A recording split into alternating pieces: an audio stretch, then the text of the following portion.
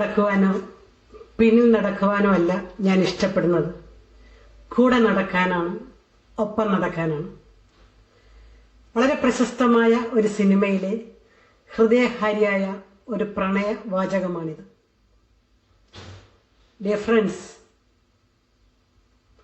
ഒറ്റപ്പെടാൻ ആരും ആഗ്രഹിക്കുന്നില്ല, ഒറ്റയ്ക്കായിരിക്കുവാനും.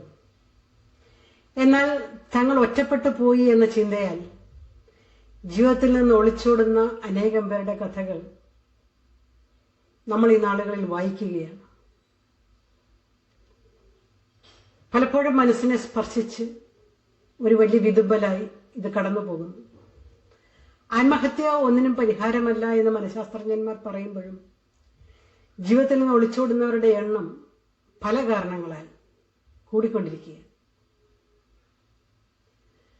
ഏത് ആൾക്കൂട്ടത്തിന്റെ നടുവിലും താൻ ഒറ്റയാണ് എന്നുള്ള ചിന്ത മഥിക്കുന്ന മനുഷ്യരുണ്ട്. ഞാൻ ഓർക്കുന്നു, റെയിൽവേ സ്റ്റേഷനിൽ സുഹൃത്തിനെ കാത്തു നിൽക്കുകയായിരുന്നു. വളരെ തിരക്ക് പിടിച്ച ട്രെയിനിൽ നിന്ന് ഇറങ്ങി വന്ന എൻ്റെ സുഹൃത്ത് എന്നോട് പറഞ്ഞു, ഒറ്റയ്ക്കാണ് വന്നത്. ഏതാൾക്കൂട്ടത്തിനിടയിലും താൻ ഒറ്റയ്ക്കാണെന്നുള്ള ചിന്ത, അല്ലെങ്കിൽ തൻ്റെ ചുറ്റും ഉണ്ടായിരുന്നവരാരും തൻ്റെ സാമീപ്യം കൊതിക്കുന്നവരോ അല്ലെങ്കിൽ താൻ അവരുടെ സാമീപ്യം ആഗ്രഹിക്കുന്നവരോ അല്ല എന്ന്. ഒറ്റപ്പെട്ടവരുടെ ദുഃഖം മനസ്സിലാക്കാൻ നമുക്ക് സാധിക്കുക എന്നുള്ളത് വളരെ പ്രധാനപ്പെട്ടതാണ്. എൻ്റെ അധ്യാപന ജീവിത കാലഘട്ടത്തിൽ വളരെ ഹൃദയസ്പർശിയ ഒരു അനുഭവം പങ്കുവയ്ക്കാൻ ഞാൻ ആഗ്രഹിക്കുകയാണ്. 2ാം വർഷ ബിരുദ വിദ്യാർത്ഥികളെയും കൊണ്ട് ഞാൻ കോളേജിനടുത്തുള്ള ഒരു വൃദ്ധമന്ദിരം സന്ദർശിക്കുവാൻ പോയി.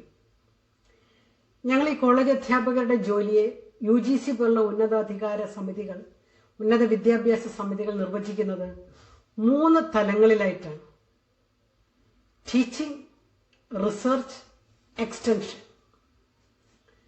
ക്ലാസ് റൂമിലെ പഠിപ്പിക്കലിന് പുറമെ സെമിനാറുകളിലൂടെയും മറ്റ് പ്രോജക്റ്റുകളിലൂടെയൊക്കെ കുട്ടികളിലെ ഗവേഷണ താല്പര്യം വളർത്തിയെടുക്കാൻ ഉതകുന്ന പരിപാടികൾ ആവിഷ്കരിക്കുക, സാമൂഹ്യ പ്രതിബദ്ധതയും അപരനെക്കുറിച്ചുള്ള ചിന്തയും കുട്ടികളിൽ സന്നിവേശിപ്പിക്കുവാനായി അതുപോലെ ചില എക്സ്ട്രാ ആക്ടിവിറ്റീസിലേക്ക്, അതാണ് എക്സ്റ്റൻഷൻ, കുട്ടികളെ നയിക്കുക. അങ്ങനെ ഒരു എക്സ്റ്റൻഷൻ പ്രോജക്റ്റിന്റെ ഭാഗമായിട്ടാണ് ഞങ്ങൾ ഈ വൃദ്ധമന്ദിരം സന്ദർശിക്കാൻ പോയത്. ഉച്ച കഴിഞ്ഞ് ഊണ് കഴിഞ്ഞ് 2 മണിക്കാണ് പുറപ്പെട്ടത്. കോളേജിന്റെ അടുത്താണ് ഈ വൃദ്ധമന്ദിരം. ഏതാണ്ട് 1 കിലോമീറ്റർ നടന്നാൽ മതി. അവരെല്ലാവരും 2ാം വർഷ ബിരുദ വിദ്യാർത്ഥികൾ എല്ലാവരും കൂടി ഒന്നിച്ച് നടക്കുകയാണ്. വളരെ സന്തോഷത്തോടുകൂടി തപ്പുകൊട്ടിയും താളം പിടിച്ചും അവർ നടക്കുന്നു. കോളേജിന്റെ പേര് ഭാരതമാതാ കോളേജ് എന്നാണ്. അതുകൊണ്ട് തന്നെ അവർ ഇപ്രകാരം പാട്ടുപാടി, ജയ് ബോലോ ജയ് ബോലോ ഭാരതമാതാ ജയ് ബോലോ, ഇങ്ങനെയൊക്കെ പാടിയും താളം പിടിച്ചും തുള്ളിയുമൊക്കെ ഇവരെങ്ങനെ പോവുകയാണ്. അവരിൽ നിന്നൊരു 10 അടി അകലം മാറി പിന്നിലായിട്ട് ഞാനിങ്ങനെ നടക്കുകയാണ്. അവിടെ ചെന്ന് കഴിഞ്ഞിട്ട് കുട്ടികൾക്ക് കൊടുത്തിരുന്ന അസൈൻമെന്റ് അഥവാ ടാസ്ക് ഇതായിരുന്നു: 1 മണിക്കൂർ സമയം, 2:30 മണി മുതൽ 3 മണി വരെ ഏതെങ്കിലും ഒരു രോഗിയുടെ കട്ടിലിന്റെ അടുത്ത് അല്ലെങ്കിൽ വൃദ്ധയുടെ കട്ടിലിന്റെ അടുത്ത് സ്പെൻഡ് ചെയ്യുക. ടാസ്ക് ഇത്ര ഉള്ളായിരുന്നു. അധികം അങ്ങോട്ടൊന്നും പറയണ്ട, അവർക്ക് ഇങ്ങോട്ട് പറയാനുള്ളത് കേൾക്കുക, കൂടുതൽ സമയം കേൾക്കാനായിട്ട് എടുക്കുക. അസൈൻമെന്റ് ഒക്കെ കഴിഞ്ഞു. ഞങ്ങൾ കൊണ്ടുപോയ ചില ഭക്ഷണ സാധനങ്ങളൊക്കെ അവർക്ക് വിതരണം ചെയ്ത് ഞങ്ങൾ തിരിച്ച് കോളേജിലേക്ക് നടക്കുകയാണ്. തിരിച്ചു പോന്നപ്പോൾ കുട്ടികൾക്ക് ആട്ടവുമില്ല, പാട്ടുമില്ല, താളവുമില്ല, ഒന്നുമില്ല. പരിപൂർണ നിശബ്ദതയായിരുന്നു. അങ്ങോട്ട് പോയതുപോലെ തന്നെ അവരിൽ നിന്നൊരു 10 അടി അകലെ മാറി പിന്നിലായി ഞാൻ നടക്കുകയാണ്. കുറച്ച് മുന്നോട്ട് ചെന്ന് കഴിഞ്ഞപ്പോൾ ക്ലാസ്സിലേക്ക് കുറച്ച് ആൺകുട്ടികൾ പറഞ്ഞു, പുറകോട്ട് തിരിഞ്ഞു നോക്കിയിട്ട് പറഞ്ഞു, മിസ് ഒറ്റയ്ക്കാണെന്ന് പറഞ്ഞു.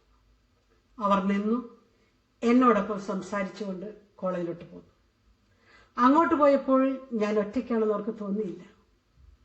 ഒറ്റപ്പെട്ടവരുടെ ദുഃഖം അവരുടെ മനസ്സിനെ, ഹൃദയത്തെ മഥിച്ചപ്പോൾ ഒറ്റപ്പെട്ടവരിലേക്ക് അവരുടെ ശ്രദ്ധ വന്നു.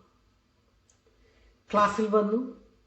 അക്ഷരാർത്ഥത്തിൽ തന്നെ ആൺകുട്ടികൾ ഉൾപ്പെടെ കരയാൻ തുടങ്ങി. ഞാൻ പറഞ്ഞു, നിങ്ങളെ ദുഃഖിപ്പിക്കാനോ കരയിപ്പിക്കാനോ ഒന്നുമല്ല ഞാൻ അവിടെ കൊണ്ടുപോയത്. എനിക്ക് കൊണ്ടുപോയതിന്റെ പിന്നിൽ ഒരൊറ്റ ഉദ്ദേശമേ ഉള്ളൂ. ഒരു ഹോംവർക്ക് തരാനാണ്. ഇന്ന് വൈകുന്നേരം നിങ്ങൾ വീട്ടിൽ ചെന്ന് കഴിയുമ്പോൾ നിങ്ങളുടെ അച്ഛനോടും അമ്മയോടും ഒരു അരമണിക്കൂർ സംസാരിക്കണം. പലപ്പോഴും വിദ്യാർത്ഥികൾ ചെയ്യുന്നത് ചെന്ന് കഴിഞ്ഞ് അവരുടെ ഡ്രസ്സ് എവിടെയെങ്കിലുമൊക്കെ എറിഞ്ഞു, ഷൂസ് മറ്റിടത്തോട്ടൊക്കെ എറിഞ്ഞു, അല്ലെങ്കിൽ ഉടനെ അവരുടെ മുറിയിലേക്ക് കയറി മൊബൈൽ ഓൺ ചെയ്യുകയോ ലാപ്ടോപ്പ് ഓൺ ചെയ്യുകയോ ഒക്കെ ചെയ്യുന്നു. അല്ലെങ്കിൽ കൂട്ടുകാരുമായിട്ട് അപ്പോൾ തന്നെ വാട്സപ്പും ഫേസ്ബുക്കും ഒക്കെ തുടങ്ങുന്നു. ഇന്ന് അങ്ങനെയല്ല. അച്ഛൻ്റെയും അമ്മയുടെയും കൂടെ അല്പസമയം സ്പെൻഡ് ചെയ്യണം. അവർക്ക് പറയാനുള്ളത് കേൾക്കണം, അവരോട് സംസാരിക്കണം. ഈ ഒരു ഹോംവർക്ക് തരാനാണ് ഞാൻ കൊണ്ടുപോയത്. ലോകത്തിലുള്ള എല്ലാവരുടെയും ദുഃഖം മാറ്റാൻ നമുക്ക് പറ്റത്തില്ല, പക്ഷേ നമ്മുടെ സമീപത്തുള്ളവരുടെ കൂടെ അല്പസമയം ചെലവഴിക്കാൻ സാധിച്ചാൽ. കുട്ടികളനുസരിച്ച് ദിവസങ്ങൾക്ക് ശേഷം പല മാതാപിതാക്കളും എന്നെ വിളിക്കുകയുണ്ടായി. പണ്ടത്തേക്കാളേറെ അവൻ ഞങ്ങളോട് സംസാരിക്കുന്നു, അവൾ ഞങ്ങളുടെ കൂടെ ഇടപഴകുന്നു. പ്രിയപ്പെട്ടവരെ, ഒറ്റപ്പെട്ടവരുടെ ദുഃഖം മനസ്സിലാക്കാൻ ഈ നാളുകളിൽ നമുക്ക് സാധിക്കുക എന്നുള്ളതാണ്. വലിയ പെർഫോമേഴ്സൊക്കെ ആയിരിക്കാം, വലിയ ആക്ഷൻ അല്ലെങ്കിൽ ആക്ടിവിസ്റ്റുകളൊക്കെ ആയിരിക്കാം, അതവരുടെ ജീവിതത്തിന്റെ പ്രവൃത്തിയാണ്. പക്ഷെ വ്യക്തിത്വം അങ്ങനെയല്ല. ഞാൻ പലപ്പോഴും കണ്ടിട്ടുണ്ട് പുഞ്ചിരിപ്പിക്കുന്ന രീതിയിൽ അല്ലെങ്കിൽ ചിരിപ്പിക്കുന്ന രീതിയിൽ പല ഹാസ്യ രംഗങ്ങളും അഭിനയിക്കുന്നവർ, അല്ലെങ്കിൽ കോമഡി ഷോകളൊക്കെ നടത്തുന്നവർ സ്റ്റേജിൽ ഉണ്ടായ ഒരു ചെറിയ പിഴവിന്റെ പേരിൽ ഘടന പിന്നിൽ നിന്ന് പൊട്ടി കരയുന്നത് ഞാൻ കണ്ടിട്ടുണ്ട്. ഏതൊരു പെർഫോമറും വ്യക്തി ജീവിതത്തിൽ ഏകാന്തതയോ ദുഃഖമോ അസ്വസ്ഥതയോ ഒക്കെ അനുഭവിക്കുന്നവരാണ്. അപ്പോൾ നമ്മുടെ പ്രധാനപ്പെട്ട കാര്യം നമ്മൾ ചിന്തിച്ചു വരുന്നതാണ്, ജീവിതത്തിൽ ഇതേ അനുഭവങ്ങളിലൂടെ എല്ലാവരും കടന്നുപോകും. തൻ്റെ കൂടെ കിടക്കുന്ന സഖി പോലും, ഒരേ ബെഡിൽ കിടന്നുറങ്ങുന്നവർ പോലും തന്നിൽ നിന്ന് ഒത്തിരി അകലെയാണെന്നുള്ളൊരു തിരിച്ചറിവ് പലർക്കുമുണ്ട്. മഹാത്മാഗാന്ധിയുടെ ഒരു വരിയാണ് ഞാൻ ഓർമ്മ വരുന്നത്. It's easy to be stand in a crowd. ഒരു ആൾക്കൂട്ടത്തിനിടയിൽ നിൽക്കാൻ എളുപ്പമാണ്. But it takes great courage to stand alone. പക്ഷെ ഒറ്റയ്ക്ക് നിൽക്കാനാണ് ധൈര്യം വേണ്ടത്, തൻ്റെ ഇടം വേണ്ടത്. തൻ്റെ ഇടം എന്നുള്ള വാക്ക് തൻ്റെതായ ഇടം കണ്ടെത്തുന്നവർ ധൈര്യം വേണം. എൻ്റെ ഒരു സുഹൃത്ത് അവൾ പറയാറുണ്ട്, silence is my best friend, I like it. നിശബ്ദതയെ സ്നേഹിക്കുന്ന മനുഷ്യരുണ്ട്, എന്നാൽ നല്ലൊരു ശതമാനം ആൾക്കാരും മറ്റുള്ളവരുടെ ഒപ്പമായിരിക്കാൻ ഇഷ്ടപ്പെടുന്നവരാണ്. അപ്പോൾ നമ്മുടെ ഒരു പ്രധാനപ്പെട്ട ഉത്തരവാദിത്തമാണ് ഇത് കണ്ടെത്തുക, കൂടെയായിരിക്കുക എന്നുള്ളത്. ചിലപ്പോഴൊക്കെ നമ്മൾ പരാജയപ്പെട്ടേക്കാം, എന്നാലും വിജയത്തിന്റെ ചില നിമിഷങ്ങളും കൂടി നമുക്ക് കടന്നു പോകാൻ സാധിക്കും. ആത്മഹത്യാ പ്രവണത വരുന്നത് ചിലർക്ക് ചില നൈമിഷികമായ പ്രലോഭനങ്ങളിൽ നിന്നാണ്. ചിലപ്പോഴെങ്കിലും എനിക്ക് തോന്നാറുണ്ട് ആ സമയത്ത് അവൻ അവരെക്കുറിച്ച് മാത്രമേ ചിന്തിക്കുന്നുള്ളൂ. അതുകൊണ്ടാണ് ആത്മഹത്യ ചെയ്യാൻ തോന്നുന്നത്. സ്വന്തം ദുഃഖത്തെക്കുറിച്ചും സ്വന്തം പ്രശ്നത്തെക്കുറിച്ചും മാത്രമാണ് ആ നിമിഷം ചിന്തിക്കുന്നത്.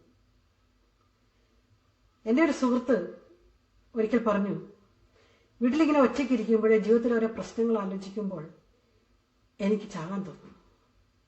ഞാൻ പിന്നെ ചെയ്യുന്നത് എന്താണെന്നാണ്, പെട്ടെന്ന് ഞാൻ പുറത്തോട്ടിറങ്ങും.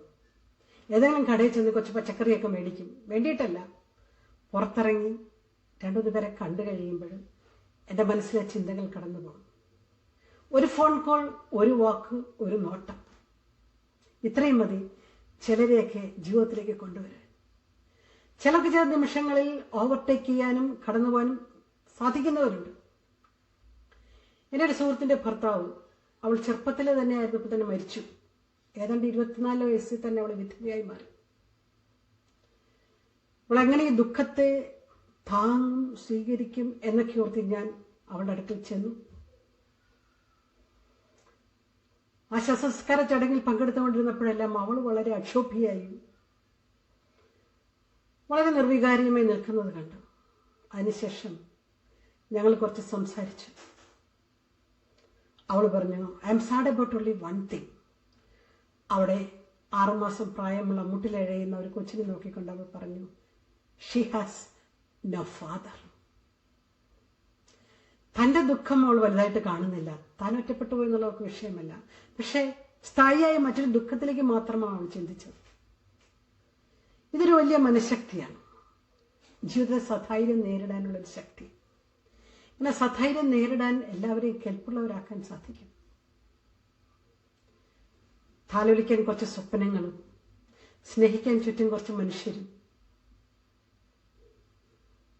ചെയ്തു തീർക്കാൻ കുറച്ച് കാര്യങ്ങളുണ്ടെങ്കിൽ ജീവിതത്തിൽ എന്നും പോസിറ്റീവ് ഊർജ്ജമുണ്ടാകും.